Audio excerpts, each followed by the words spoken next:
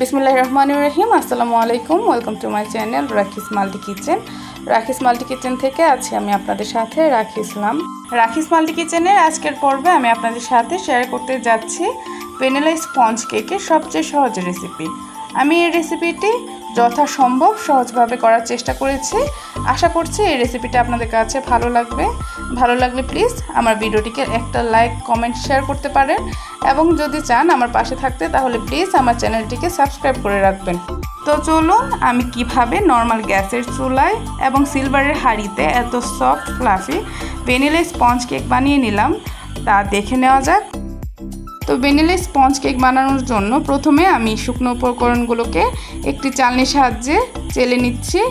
তার জন্য প্রথমে আমি নিয়েছি হাফ কাপ পরিমাণ ময়দা। তারপর এখানে আমি নিয়ে নিচ্ছি 1 টেবিল চামচ পরিমাণ গুঁড়া দুধ। এখানে আপনারা গুঁড়া দুধটা স্কিপ করতে পারেন। নিয়ে নিচ্ছি 1 চা চামচ পরিমাণ বেকিং পাউডার।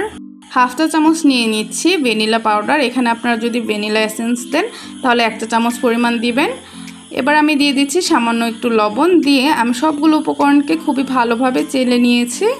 এই তো দেখতেই পাচ্ছেন এখানে আমি সবগুলো শুকনো উপকরণকে চেলে রেডি করে নিয়েছি। এখন আমি কেকের ব্যাটার তৈরি করার জন্য ডিমের ম্যারানটা আগে তৈরি করে নিব। তার জন্য আমি নর্মাল টেম্পারেচারে রাখা 2টি ডিম নিয়ে নিয়েছি। আর আপনাদের ডিম যদি ফ্রিজে থাকে তাহলে কেক বানানোর 2 থেকে 3 ঘন্টা পূর্বে ডিমটা বাইরে বের করে রাখবেন, তাহলেই হবে। এবার আমি 2টি কুসুমকে আলাদা করে রাখছি। দেখতে পাচ্ছেন আমি হাতের সাহায্যে কি সহজভাবে ডিমের কুসুমগুলোকে আলাদা করে নিলাম। আপনারাও একইভাবে একটু সাবধানতার সাথে ডিমের কুসুমগুলোকে আলাদা করবেন যেন ডিমের কুসুমগুলো না ভাঙে। এবার আমি একটি ইলেকট্রিক বিটার দিয়ে ডিমের এই সাদা অংশটাকে বিট করে নিব। আমার এই বিটারে 5 পয়েন্ট পর্যন্ত স্পিডে বিট করা যায়, কিন্তু আমি 3 পয়েন্ট পর্যন্ত স্পিডে বিট করে নিয়েছিলাম এই ডিমের ম্যানটা তৈরি করার জন্য। এভাবেই কিছুক্ষণ বিট করার পর এখানে আমি দিয়ে দিচ্ছি 1/3 কাপ পরিমাণ চিনি। এখানে আমি সবটা চিনি একসাথে দিব না, অল্প অল্প করে দিব আর বিট করে নিব।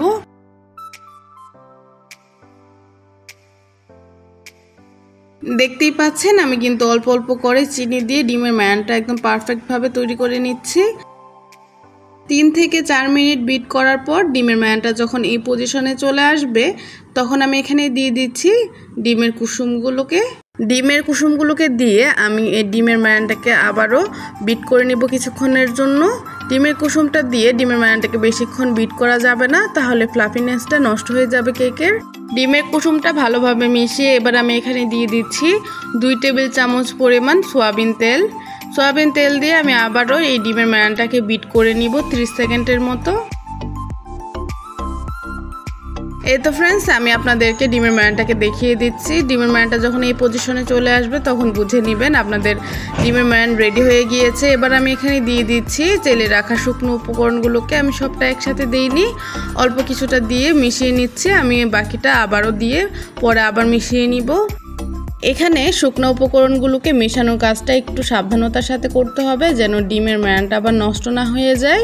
এবার শুকনো উপকরণগুলোকে কিছুটা মিশিয়ে এবার আমি এখানে দিয়ে দিচ্ছি 1/3 কাপ পরিমাণ লিকুইড দুধটাকে দিয়ে আমি আবারও আলতো হাতে সবগুলো উপকরণকে মিশিয়ে নিব। দেখতেই পাচ্ছেন মেশানোর কাজটা আমি কিভাবে আলতো হাতে করে নিয়েছি। এই তো ফ্রেন্ডস দেখতেই পাচ্ছেন আমার ব্যাটার কিন্তু একদম রেডি কেক বানানোর জন্য। আশা করছি ভিডিওতে দেখে বুঝতে পারছেন আমার ব্যাটারটা কীরকম হয়েছে। আপনাদের কেকের ব্যাটারও যখন এই পজিশনে চলে আসবে বুঝে নেবেন আপনাদের কেকের ব্যাটারও পারফেক্টভাবে রেডি হয়ে গিয়েছে। এবার আমি একটি মোল্ড নিয়ে নিয়েছি। এর নিচে তেল ব্রাশ করে আমি এখানে একটি বেকিং পেপার বিছিয়ে নিলাম এবং বেকিং পেপারটার উপর থেকে কিছুটা তেল ব্রাশ করে এখানে আমি দিয়ে দিচ্ছি কেকের ব্যাটারটা। এবার সম্পূর্ণ ব্যাটারটাকে মোল্ডে দিয়ে একটি টুথপিকের সাহায্যে আমি এরকমভাবে ঘুরিয়ে ঘুরিয়ে নিচ্ছি যেন ভেতরে যদি কোনো প্রকার বড় বাবলস থাকে তাহলে এটা বের হয়ে আসবে। দেখতে পাচ্ছেন আমি কিভাবে কাজটা করে নিলাম। এবার আমি হাতের মাধ্যমে এই সম্পূর্ণ ব্যাটারটাকে 2-3 বার করে ট্যাপ করে নিলাম। এই তো ফ্রেন্ডস দেখতেই পাচ্ছেন আমার কেকের ব্যাটার কিন্তু বেক করার জন্য একদম রেডি। এবার আমি এটাকে বেক করতে নিয়ে যাব। কেকটিকে বেক করার জন্য আমি প্রথমে চুলায় একটা হাঁড়ি বসিয়ে ঢাকনা দিয়ে ঢেকে এটাকে প্রিহিট করে নিয়েছি 5 মিনিটের মতো।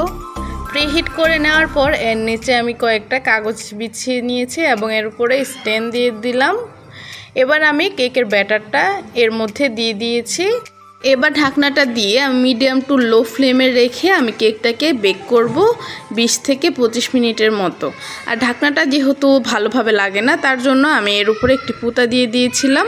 20 থেকে 25 মিনিট পর দেখতেই পাচ্ছেন মাশাআল্লাহ আমার কেকটা কিন্তু খুবই ভালোভাবে বেক হয়ে গিয়েছে এবং উপর থেকে খুব সুন্দর একটি কালার চলে এসেছে। কেকটিকে দেখে কিন্তু একদমই মনে হচ্ছে না যে আমি এই কেকটি চুলায় সিলভারের হাঁড়িতে বেক করেছি। এরই মাঝে আমি টুথপিক দিয়ে চেক করে নিলাম যে কেকটি ভালোভাবে বেক হয়েছে কিনা। মাশাআল্লাহ আমার কেকটি কিন্তু ভিতর থেকেও খুব ভালোভাবে বেক হয়েছে। চুলা থেকে নামিয়ে আমি কেকটিকে 15 থেকে 20 মিনিটের মতো রেস্টে রেখে দিয়েছিলাম। এরপর এটিকে আমি মোল্ড আউট করে নিয়েছি। আশা করছি ভিডিওতে দেখে বুঝতে পারছেন আমার কেকটি কতটা সুন্দর হয়েছে এবং সফট হয়েছে। আর আপনারাও যদি আমার সম্পূর্ণ রেসিপিটি ফলো করে কেক বানান তাহলে আপনাদের চুলায় তৈরি কেকও হবে এরকমই পারফেক্ট যেমনটি আমার হয়েছে। আর আপনারা যদি এই কেকটিকে ওভেনে বেক করতে চান তাহলে ওভেনের আপ ডাউন হিটটাকে অন রেখে এবং কেকটিকে মিডল তাকে রেখে বেক করবেন, তাহলেই হবে। তো আশা করছি আমার সম্পূর্ণ রেসিপিটি আপনাদের কাছে ভালো লেগেছে। ভালো লাগলে প্লিজ আমার ভিডিওটিকে লাইক কমেন্ট শেয়ার করবেন এবং আমার পাশে থাকতে আমার চ্যানেলটিকে সাবস্ক্রাইব করবেন। তো আমি রাখি ইসলাম আজকের মতো বিদায় নিচ্ছি। আপনারা সবাই ভালো থাকবেন, সুস্থ থাকবেন। আল্লাহ হাফেজ।